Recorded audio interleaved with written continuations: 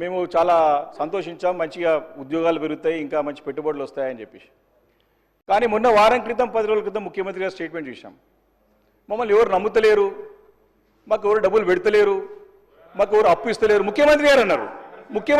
నేను అది రికార్డు చెప్తా ఉన్నా. ముఖ్యమంత్రి గారు అన్నారు. అధ్యక్ష, నేను ఒకటే అడుగుతున్నా అధ్యక్ష, స్టేట్ పాయింట్ మంత్రి గారు చెప్పారు అధ్యక్ష. స్టేట్ పాయింట్ నేను మంత్రి గారు అడుగుతా ఉన్నా. ఈరోజు ఈ వచ్చిన నిధులు దగ్గర దాదాపు 2 లక్షల కోట్ల పెట్టుబడులు నిజమా, ముఖ్యమంత్రి గారి మాట అబద్ధమా? కాంట్రడిక్టరీ స్టేట్మెంట్స్ ఉన్నాయి అక్కడ, ప్రభుత్వం కాంట్రడిక్టరీ స్టేట్మెంట్స్ ఉన్నాయి. అధ్యక్ష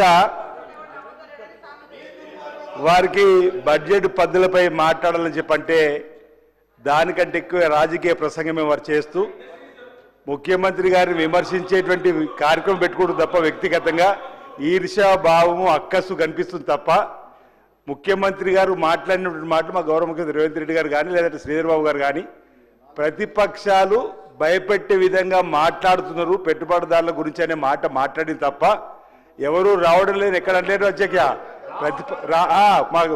రావద్దు అని భయపెట్టే విధంగా ప్రతిపక్షాలు మీరు బీఆర్ఎస్ పార్టీకి సంబంధించిన మీరు చేస్తున్నటువంటి దాన్ని అలా చేయకూడదనే మాట చెప్పారు తప్ప ఈరోజు మొదటి సంవత్సరం అధ్యక్ష గౌరవ ముఖ్యమంత్రి రేవంత్ రెడ్డి గారి నాయకత్వంలో ఐటీ శాఖ మంత్రి పెద్ద శ్రీబాబు నాయకత్వంలో 48,000 కోట్ల అధ్యక్ష. రెండో సంవత్సరము 178 లక్షలు 2 లక్షల కోట్ల పైచీలకు ఈరోజు ఈ తెలంగాణకు పెట్టుబడులు వస్తుంటే చూస్తూ ఓర్వలేక ఈ విధంగా, ఎందుకంటే వారు ఐటీ శాఖ మార్చిలో ఉన్నటువంటి మరి పెద్దలు కేటీఆర్ గారు లేరు ఇక్కడ, వారి హయాంలో రానటువంటివి బీఆర్ఎస్ హయాంలో రానటువంటి నిధులు తెలంగాణకు వస్తున్న సందర్భంలో పెట్టుబడుల రూపంలో 4th సిటీగా మనం వీరు ఆవిర్భవించేటువంటి దాన్ని చెప్పడం వల్ల ఈరోజు వారు ఈ విధంగా వస్తున్నటువంటి దాన్ని జీర్ణించుకోలేక మాట్లాడడం సరైనది కాదు. మా గౌరవ ముఖ్యమంత్రిని ప్రభుత్వాన్ని వ్యక్తిగతంగా విమర్శించడం మానుకోవాల్సిందిగా ఈ సందర్భంగా కోరుతా ఉన్నాం. మీ ఎవరిని కూడా భయపడుతున్నాం అధ్యక్ష, ఆహ్వానిస్తున్నాం, పెట్టుబడులు వస్తున్నాయి అధ్యక్ష.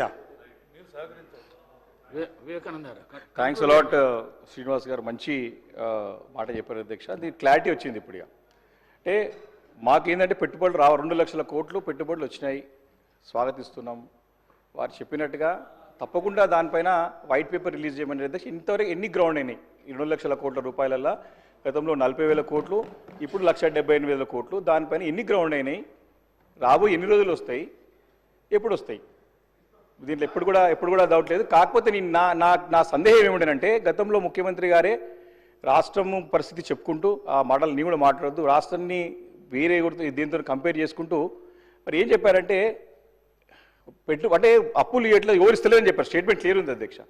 కాంట్రడిక్టరీ స్టేట్మెంట్ ఉంది. మంత్రి గారేమో లక్షల కోట్ల పెట్టుబడులు తీసుకొస్తున్నారు, ముఖ్యమంత్రి గారు ఎవరు నమ్ముతలేని చెప్పారు. కాబట్టి ఇది క్లారిఫికేషన్ అడిగినా క్లారిఫై అయిపోయింది. రాష్ట్రం మంచి స్థితిలో ఉంది, ఇబ్బంది లేదు అని చెప్పి టేటరిలం అయిపోయింది. ఎందుకంటే పదే రాష్ట్రం అప్పుల పాలైపోయింది, దివాలా తీసిందని కూడా పెట్టుబడులు ఎందుకు వస్తుంది.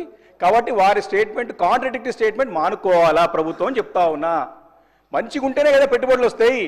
2 లక్షల కోట్ల రూపాయలు వచ్చినాయంటే స్టేట్ ఎకానమీ బాగుంది, స్టేట్ల కండిషన్స్ బాగున్నాయి, 10 సంవత్సరాల పరిపాలన బాగుంది, దాన్ని నెక్స్ట్ లెవెల్ తీసుకుపోవాలి మీరు.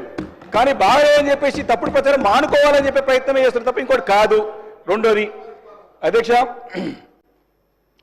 బడ్జెట్ అవుట్కమ్ బడ్జెట్ 2024-25లో మంత్రి గారి యొక్క స్టేట్మెంట్లో అధ్యక్ష, ఇది 24-25ది మనకి 22-23కి ఐటీ ఎక్స్పోర్ట్స్